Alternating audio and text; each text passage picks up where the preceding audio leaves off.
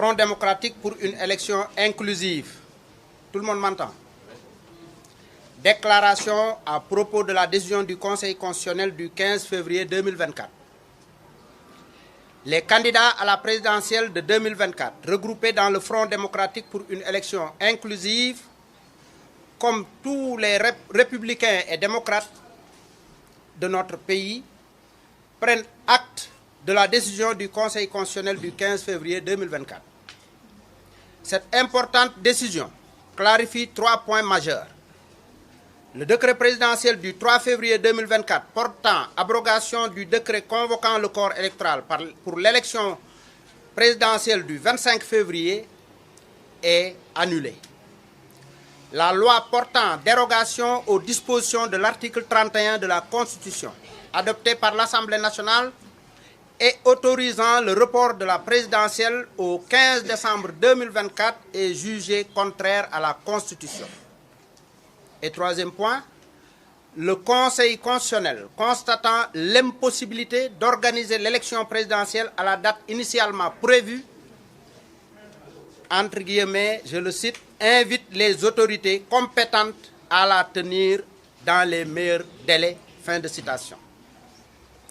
Pour les candidats spoliés de leurs droits constitutionnels lors du contrôle des parrainages et celui exclu injustement de la liste définitive, ces 3 points sont sans aucune ambiguïté. Le Conseil constitutionnel, en actant très clairement le report de l'élection présidentielle du 25 février, acte en même temps la reprise intégrale du processus électoral. Oui. Cette reprise intégrale du processus électoral, en termes clairs, postule que toutes les décisions prises concernant l'élection présidentielle du 25 février 2024 sont caduques. Ainsi,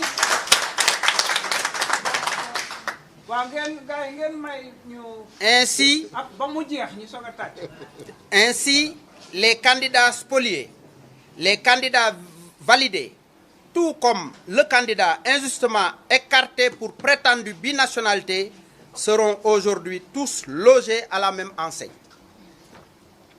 Le Conseil constitutionnel, qui ne communique pas ses avis et décisions par des formules ambiguës, n'a nulle part ordonné à l'exécutif d'organiser l'élection présidentielle avant le 2 avril 2024. De fait, le pas en avant ainsi posé par le Conseil constitutionnel ouvre la voie à la réparation de toutes les injustices liées au processus électoral antérieur via la concertation nationale. L'expression dans les meilleurs délais utilisée par le Conseil constitutionnel montre que celui-ci n'a pas le fétichisme des dates, mais exprime plutôt une volonté de solution consensuelle. N'en déplaise aux radios et télévisions dites internationales, françaises en particulier, en collusion avec de puissants lobbies et qui jouent sans phare le rôle de relais d'intox et de manipulation en prétendant que le Conseil constitutionnel a ordonné la tenue de l'élection présidentielle avant le 2 avril. C'est absolument inexact.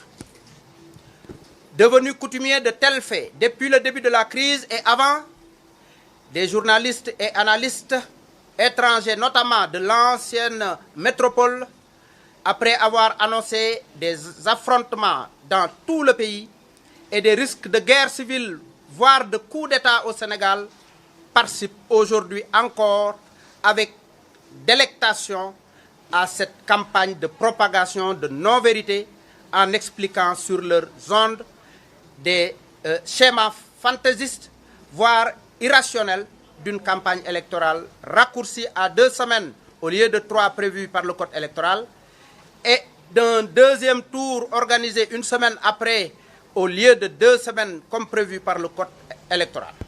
En somme, une invite ouverte à la violation de nos lois comme s'il n'avait pas affaire à un pays de longue tradition démocratique et électorale.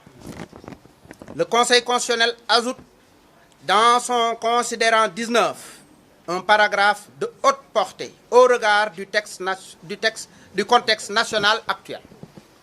Le Conseil constitutionnel, je le cite, le Conseil constitutionnel doit toujours être en mesure d'exercer son pouvoir régulateur et de remplir ses missions au nom de l'intérêt général, de l'ordre public, de la paix, de la stabilité des institutions et du principe de la nécessaire continuité de leur fonctionnement.